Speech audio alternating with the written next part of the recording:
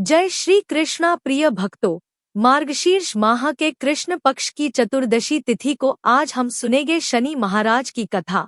शनि देव को ग्रहों का राजा कहा जाता है। भगवान भोलेनाथ ने इन्हें न्याय के देवता की उपाधि दी है। शनि देव को बहुत जल्दी क्रोध आता है। इसी क्रोध की वजह से पिता सूर्य से इनकी नाराजगी बनी रहती है। इनके क्रोध से सभी बचने की कोशिश करते हैं, वरना व्यक्ति पर मुसीबतों का पहाड़ टूट पड़ता है। इसलिए इन्हें प्रसन्न करने के लिए शनिवार व्रत रखा जाता है। व्यक्ति शनि दोष से बचने और उन्हें शांत रखने के लिए अनेक उपाय करता है। शनि कृपा से व्यक्ति को सुख और वैभव की प्राप्ति होती है।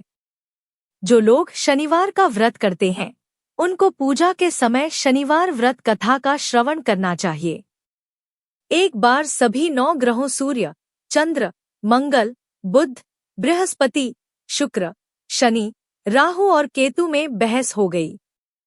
कौन सबसे बड़ा है? आपस में लड़ने के बाद सभी देवराज इंद्र के पास पहुंच गए। इंद्र असमंजस की स्थिति में निर्णय नहीं दे पाए, परंतु उन्होंने सभी ग्रहों को सुझाव दिया कि पृथ्वी पर राजा विक्रमादित्य ही इसका फैसला कर सकते हैं, क्योंकि वो बहुत ही न्यायप्रिय राजा है। सभी पृथ्वी पर राजा विक्रमादित्य के पास गए और अपने आने का कारण बताया।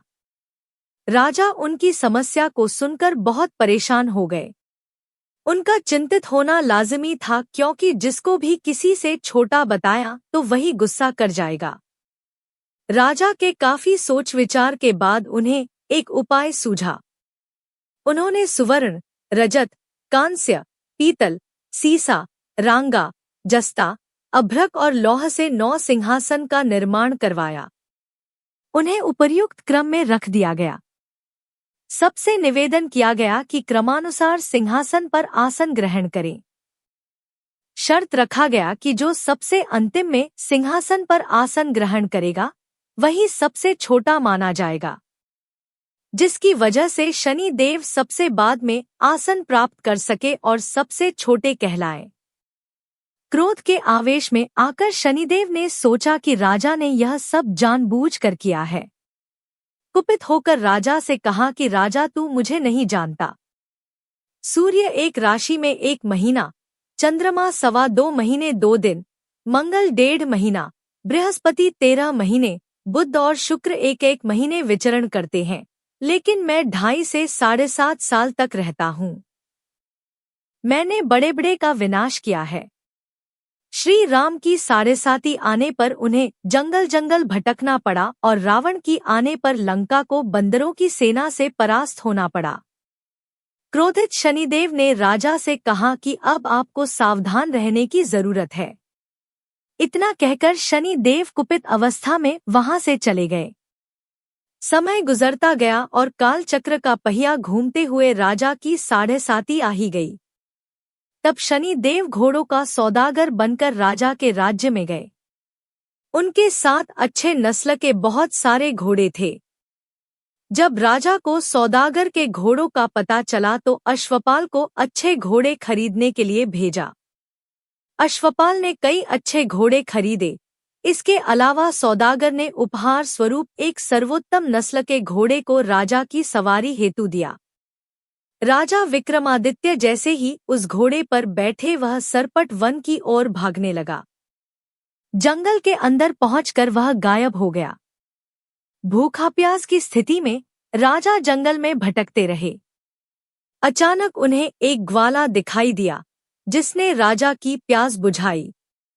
राजा ने प्रसन्नता में उसे अपनी अंगूठी देकर नगर की तरफ चले गए। वहां एक सेठ की दुकान पर पहुंचकर उन्होंने जल पिया और अपना नाम वीका बताया। भाग्यवश उस दिन सेठ की खूब आमदनी हुई। सेठ खुश होकर उन्हें अपने साथ घर लेकर गया। सेठ के घर में खूंटी पर एक हार टंगा था, जिसको खूंटी निगल रही थी। कुछ ही देर में हार पूरी तरह से गायब हो गई। सेठ वापस आया तो हार गायब था। उसे लगा कि वीका ने ही उसे चुराया है। सेठ ने वीका को कोतवाल से पकड़वा दिया और दंड स्वरूप राजा उसे चोर समझकर हाथ पैर कटवा दिया। अंपग अवस्था में उसे नगर के बाहर फेंक दिया गया। तभी वहां से एक तेली निकल रहा था, जिसको वीका पर दया आ गई। उसने वीका को अपनी गाड़ी में बैठा लिया। वीका अपनी जीप से बैलों को हाँकने लगा। कुछ समय पश्चात राजा की शनि दशा समाप्त हो गई। वर्षा काल आने पर वीका मल्हार गाने लगा।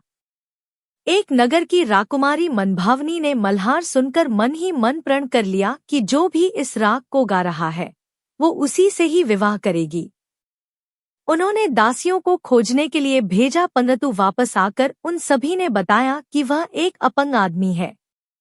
राजकुमारी यह जानकर भी नहीं मानी और अगले दिन ही वह अनशन पर बैठ गईं। जब लाख समझाने पर राजकुमारी नहीं मानी, तब राजा ने उस तेली को बुलावा भेजा और वीका से विवाह की तैयारी करने के लिए कहा गया। वीका से राजकुमारी का विवाह हो गया।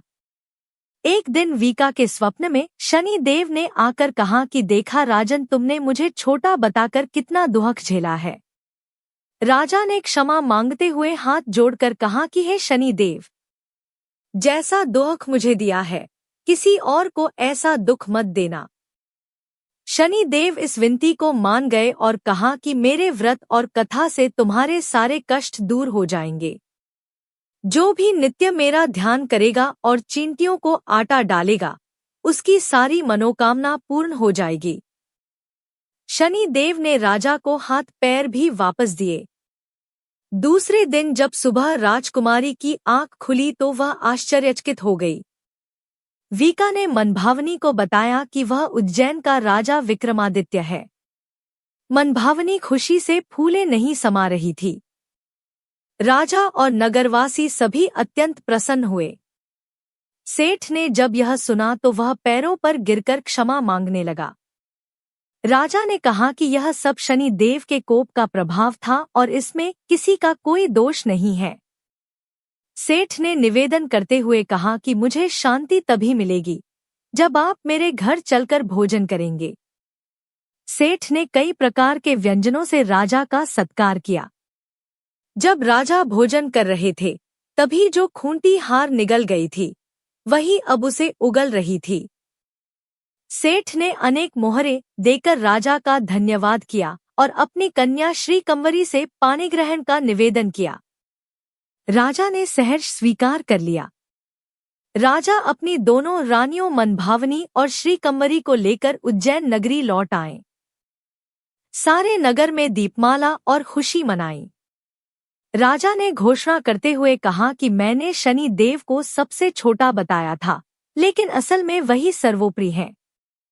तब से सारे राज्य में शनि देव की पूजा और कथा नियमित होने लगी। सारी प्रजा के बीच खुशी और आनंद का वातावरण बन गया।